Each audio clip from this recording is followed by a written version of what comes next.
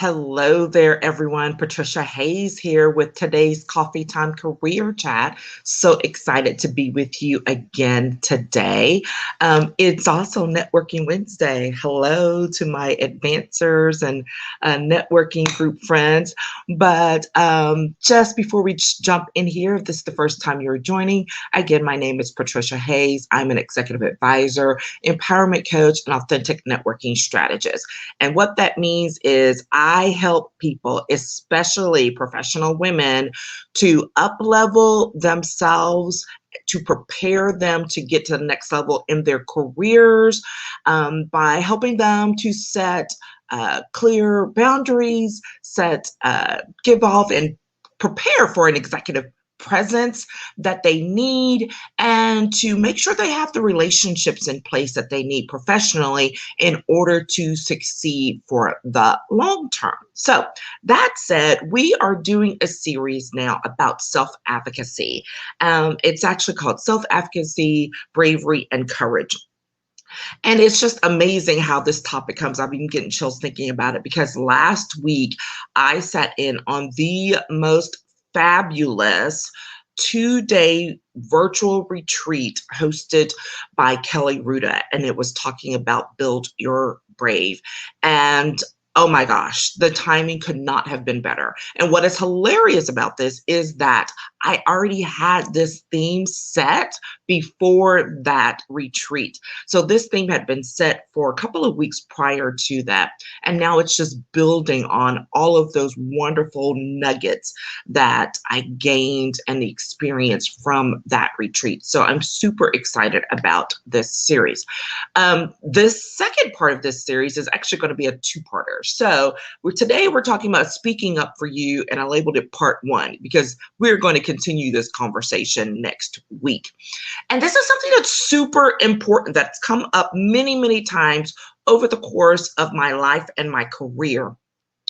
And it's those powerful moments that resonate and remind me that when no one else speaks up for you or is willing to, you have to be willing to speak up for yourself. Right. And this is not some huge, you got to put your armor on because now you're going to battle moments. Sometimes it's just the simple moments in a meeting where someone bypasses you and you have to say, excuse me, I believe it was my turn next.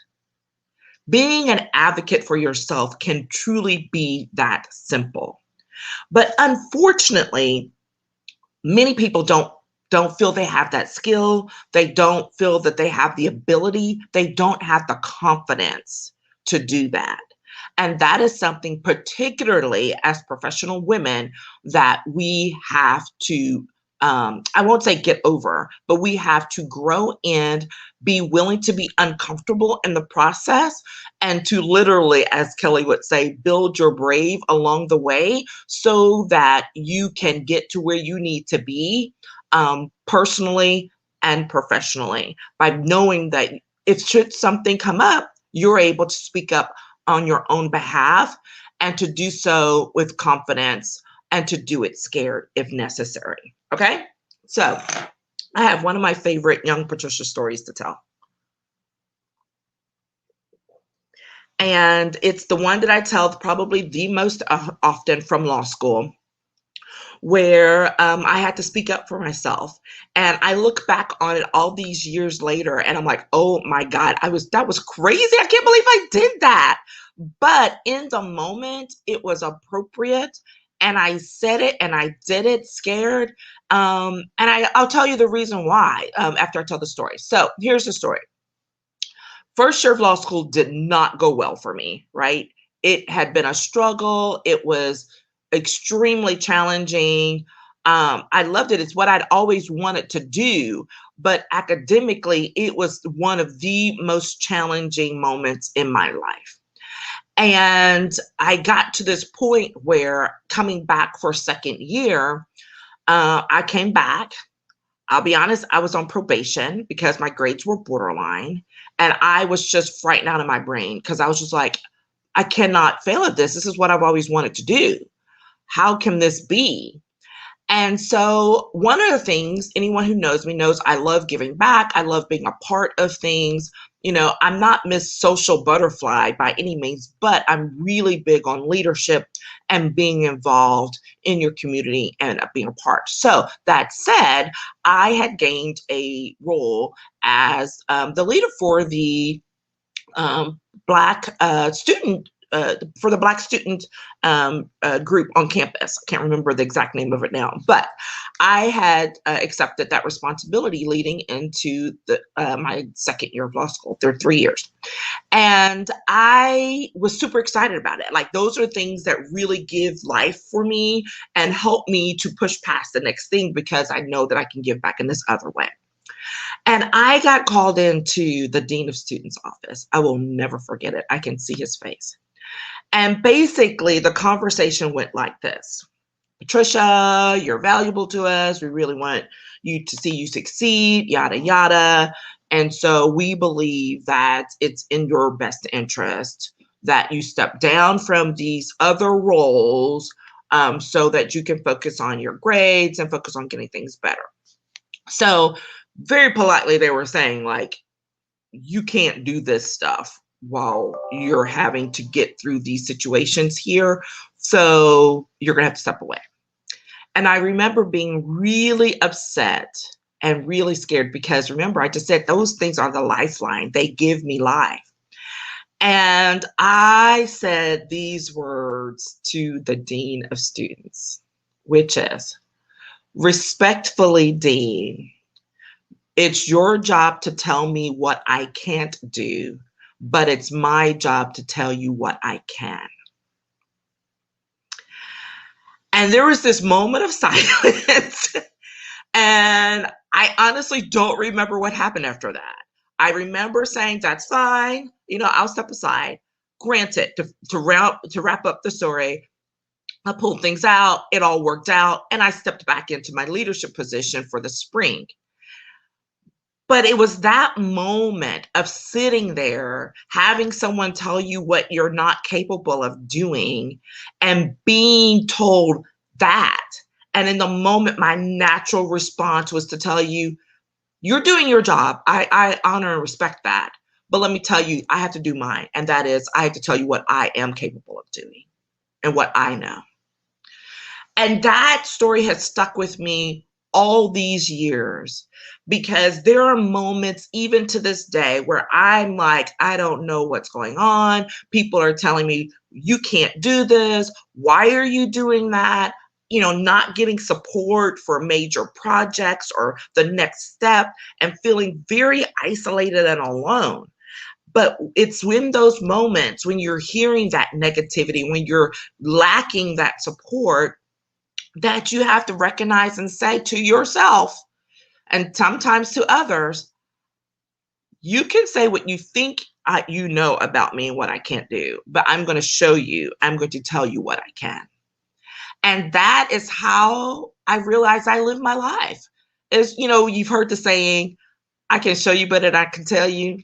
That's the point I got to. So I went from telling people to showing people. That's fine. I can show you better than I can tell you, and letting my actions speak. And here are a couple of the key things that I love the key points I take from that story, even to this day. Number one, you have to know yourself. You have to know yourself. And that's in spite of anything that's going on around, no matter how dim situation looks, or even let's say it's the flip. It's something that's super exciting and super wonderful, and people are doubting, or someone saying, are you sure about that? That looks a little crazy. But you have to know yourself and speak up for yourself. It's like, yeah, that looks really nuts, and I'm here for all of it, right? Know yourself, okay? Be willing to speak up for her, and to accept that everybody's not going to be there. That's sometimes the toughest piece of it. Everybody's not going to be there. Everyone's not going to believe the words that come out of your mouth. They're not going to believe your actions, even that, right? So it's not your job to convince them, okay? But it is your job to mind yourself, and we'll talk about boundaries in just a second. Don't let others make assumptions about who you are and what you are capable of. I need this sign on my walls. I do not know why I have not made a sign to go on my walls that say that, but I know that I need one of those. You cannot allow others to make assumptions about you and what you are capable of doing. And those are the things you have to kind of nip in the bud, right? Again, it's not for you to own what their thoughts or perceptions are, but it is for you to own and be able to step up and say, yes, unfortunately, that's not true. And that may be that. You don't owe people an explanation, but just saying, no, that's not the case can be enough. Okay. So those are some of the key tips I learned from my young Patricia, mouthing off to the dean of students. Oh my gosh, it still cracks me up to this day. So there's that piece. The next piece is when you're speaking up, remember that speaking up for yourself is an act of bravery, because you are at a point at that moment that you go to speak up for yourself, you're setting boundaries. You're setting clear boundaries about what is acceptable or is not acceptable to you and what you will or will not tolerate. Okay. And when you set those clear boundaries around how you will be defined and received, again, recognize you can't control others' perceptions or what they're going to say or what they're going to do. It's really none of your business. This is one of the pieces that was the most difficult probably over the course of my career to learn. Like, it doesn't matter. I don't have to care about what someone else thinks. Okay. And we're taught that. It's like, oh, do this to accept. But, that's not to say you don't take in constructive criticism, constructive insight, right? Especially if it's something you requested or asked for. But if you're getting opinions and input and you didn't even ask for it, you can take it or leave it. And you don't have to allow that to define who you are or what your next step is going to be. I know that in very recently, I've had several situations where I had to set some boundaries I was very surprised about having to set. Some participation, some things that I was doing, and I realized, I'm like, this doesn't set well with me. Like, this is not acceptable. So for me, it's not about what the other person, how they're going to respond. It's, no, what are you going to do if you don't feel that this is acceptable to you? What are you going to do? What am I going to do? Because I'm the only person I have control over. And so when you set those boundaries, it is not easy. It is not pleasant, but it clearly lays out where your lines are and lets people know when they cross them. And that is an extreme act of bravery that many people are not willing or able to do. So you have to look at and think about in your life, where are those moments where you needed to step up and set a boundary? Family members, friends, professional people, colleagues that you work with. It doesn't matter where. It doesn't matter who. What matters is you need to know and be able to stand up for yourself, to speak up for yourself, to acknowledge where something has crossed the lines of what you consider ethical, moral, with integrity, whatever your core values are. If someone crosses the line on what you think is acceptable for that, you have to be willing to step up and say that, because here's the consequence if you do not. If you do not, then that is a silent acceptance of the behavior, the action, the attitude, whatever. And then they will move forward as if it's okay and continue along that way. And now that puts you in the position of having to address it the next time it happens, whether you're going to do it or not, and then causing some confusion because you're like, well, I did this already. What's the problem now? That does not mean you don't do it. It just means it may be a little bit tougher. Okay. but being willing and able to step into that, get the support you need, whether it's a mentor, it's a coach, it's someone that you go bounce some ideas off of to say, hey, I'm having this issue and I think I'm going to have to take this action.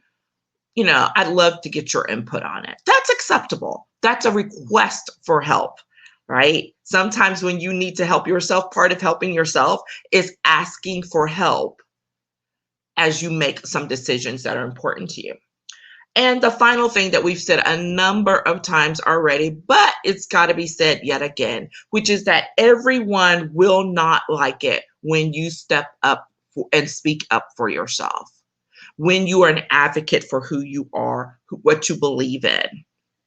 And guess what? Do it anyway. It's okay. You don't always have to agree. People don't always have to like what it is that you do. And how they respond to it is their business. And it's unfortunate when people think that it's okay to, mess all over people because they don't agree with them. And that's unfortunate because guess what? We can be grown up and be adults. Almost slipped. Yeah. We can be grown ups and be adults about respectfully disagreeing. About acknowledging that we disagree on something and moving past it. But sometimes people aren't able to do that. And guess what? It's okay. You don't have to own that. You don't have to fret about that. This is not a popularity contest. You engaging in your life and how you want to move forward and how you want to be respected in the workplace is not about popularity. It's about integrity. It's about respect. It's about being a leader. And leaders, I just spoke on this last night to a group of young girls. Leadership is tough because sometimes you have to make difficult decisions. Sometimes you have to make decisions that people don't like, that's not popular. But it's not about being popular. It's about doing what's right. It's about having that respect and having that level of influence to help people move forward with their goals and their dreams in a way that that is sustainable, that's trustworthy. Okay, when you're not standing up for yourself and you're not speaking up for yourself or being an advocate for yourself in different aspects of your life, like we get that kind of feeling, there's a reason for that because you're not being true to who you are. And so we don't have to go throw down the gauntlet and have this big, huge show of it. It could be a simple thing of saying, no, I don't think I agree with that. It could be that simple. And then see if you can host a conversation, if you can hold a conversation about it and move forward. If it's something that's worth having a conversation about. If it's not, just standing still and saying, no, I don't agree with that may be enough. Okay. Should be enough for you. And I encourage each of you to kind of sit with this, to think about it. I do this regularly. Sometimes it's instigated by a situation. I've had several of those recently where I'm like, whoa, what was that all about? And realizing I'm like, okay, I'm resetting some boundaries.